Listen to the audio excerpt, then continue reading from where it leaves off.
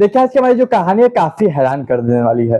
हैरान इसलिए लेकर आऊं कि एक घर है जिस घर में लगभग 17 महीनों से एक डेड बॉडी यानी कि लाश पड़ी है। और ऐसा नहीं है कि वो लाश को रख के छोड़ दिया गया, कोई है नहीं वहां पे पूरा एक परिवार रहता है। उस लाश की माँ, उस लाश की पत्नी, उस लाश के बच्चे।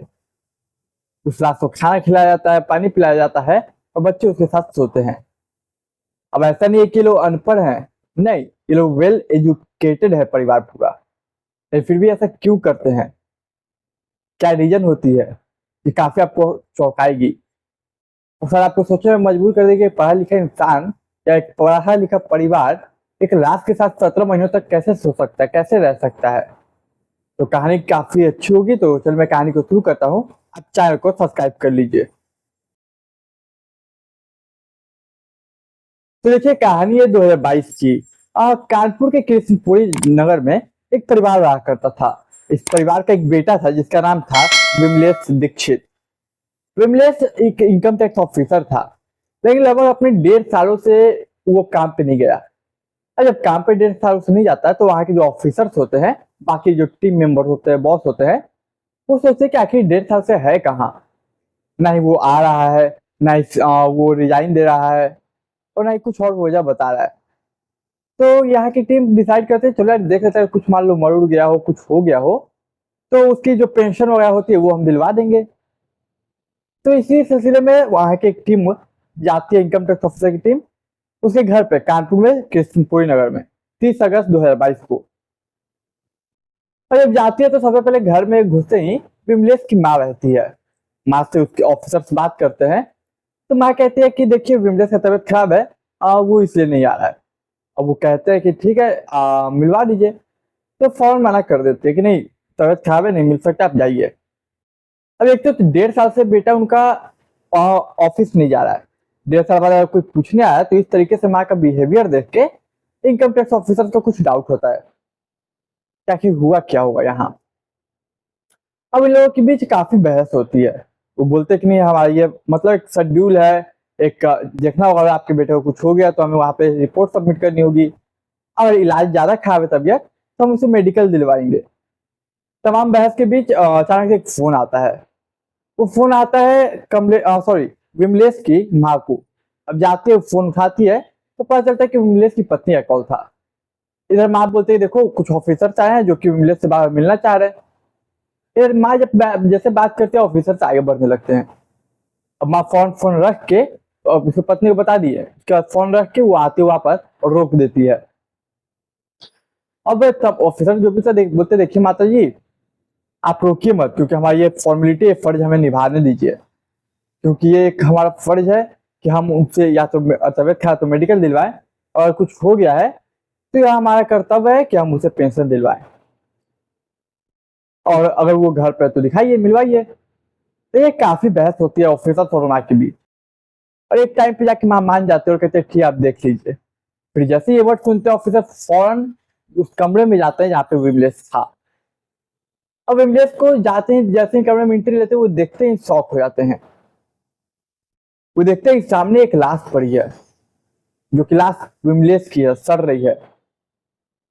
ये अच्छे कंडीशन में, कपड़ा उपड़ा पहना हुआ, मतलब पूरा प्रॉपर एक वेल्ड मैन की तरह। और ऑफिसर बोलते हैं ये तो आपका बेटा मर गया। अब माँ फोन घुसा जाते और कहते हैं कि मरा नहीं है, आईसीयू में है, कोमा में है। कोमा में मेरा बेटा मरा नहीं है।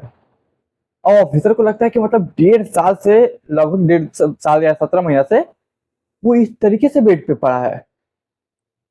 माँ से जब बात होता है तो माँ की बात हो पता चलता है वो 1.5 साल या 17 महीना से ही वो इस हालात में है, और माँ को लग रहा है कि वो कोमा में है। और ये देखते ही कोई ऑफिसर वहां रुक नहीं पाता है। वहां की जो देख के दृश्य होता है, जो सिचुएशन को समझ में आती है, फौरन ऑफिसर्स निकल जाते हैं और पहुंचते हैं कानपुर के डीएम के पास। अब डीएम को जैसे ये खबर लगती है कि ये सब ऐसा हुआ है, तो फौरन सीएमओ से कांटेक्ट करके बात करते हैं और एक आदेश जारी करवाते हैं कि पूरा पुलिस फोर्स, सीएमओ, डीएम खुद, वहां के एसएसपी सभी जाए और उस लाश को जब्त करें और पता करें कि मरने का रीजन क्या है। अब अगले ही दिन पूरा पुलिस फोर्स आ जाता है। सीएमओ, डीएम, एसएसपी, वो इनकम टैक्स ऑफिसर सभी आ जाते हैं और जबरदस्ती घर वाले के मर्जी के बगैर उस लाश को अपने गिरफ्त में लेते हैं। और लाश को गिरफ्त में लेते हैं, उसको बॉडी के पोस्टमार्टम के लिए भेजा जाता है। फिर पूरे परिवार को उठा लिया जाता है सख्ती से पूछताछ करने के लिए, क्या कि हुआ क्या। क्योंकि अब मानिए ना 1.5 साल से ऐसा चल रहा है, 17 महीने से किसी को कानो कान खबर तक नहीं। और जब सख्ती से पूछताछ होती है तब जाके विमलेश का भाई दिनेश बताता है ये पूरी कहानी की सच्चाई, क्या ऐसा क्या है और क्यों है। तो चलिए कहानी को मैं आगे बढ़ाऊं, चैनल को आप सब्सक्राइब कर लीजिएगा और कहानी को पूरा सुन के ही जाइएगा कि आखिर वजह क्या रही, क्या क्या हुआ। तो देखिए दिनेश बताता है ये बात है 22 अप्रैल 2021 की, समथिंग उसी टाइम की। बताता है कि अचानक से कोरोना का वक्त था, उस समय मेरे भाई का तबीयत खराब हो गया अचानक, विमलेश का। तो हम लोग उसे डॉक्टर के पास ले गए हॉस्पिटल दिखाने। जब दिखाने ले गए हॉस्पिटल तो डॉक्टर उसे डेट घोषित कर देते हैं। उस समय का नियम था कि जो भी मर जाए कोरोना से उसके साथ कुछ मेडिकल के स्टाफ कुछ लोग जाएंगे जो कहते हैं संस्कार का प्रोसेस करेंगे। ये लोग भी बोलते हैं ठीक है। अब एक गाड़ी में 2 हॉस्पिटल 2 मेडिकल स्टाफ को रवाना करते हैं। अब एक गाड़ी में 2 मेडिकल स्टाफ, वो बॉडी विमलेश की और पूरे परिवार है। अब देखिए कोई दूर जब वो लोग जाते हैं तो परिवार भी बोलता है कि आप लोग टेंशन क्यों लीजिएगा, हम लोग अंतिम संस्कार कर देंगे, आप लोग जा सकते हैं। तो अब ये लोग सोचते हैं चलो यार टाइम बचेगा, ये बचेगा तो हम लोग छोड़ देते हैं। वो गाड़ी से उतर जाते हैं और यहाँ पूरा परिवार विमलेश की लाश लेके फौरन घर पहुंचता है। घर पहुंचता है, बॉडी को नहलाता धुलाता है और पूरा कह सकते हैं कि पूरा एक प्रॉपर वे जो होता है अंतिम संस्कार का वो तैयार करता है।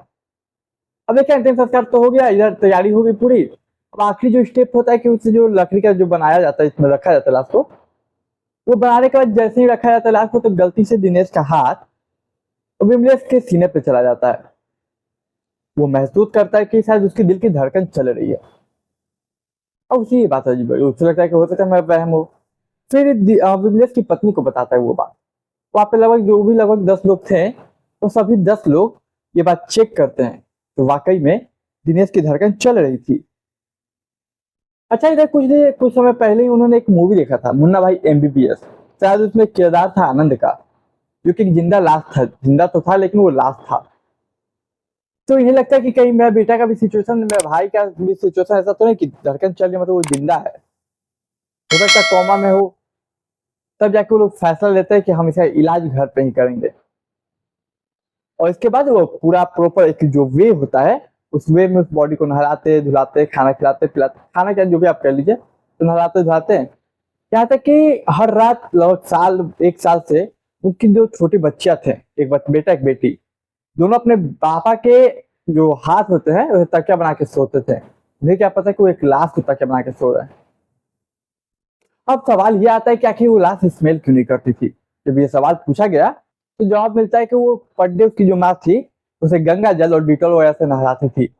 उसकी वजह से बॉडी अंदर से तो सड़ रही थी, सब हो रहा था, लेकिन ऊपर से न सड़ रही थी और ना ही कह सकते स्मेल भी नहीं आ रही थी।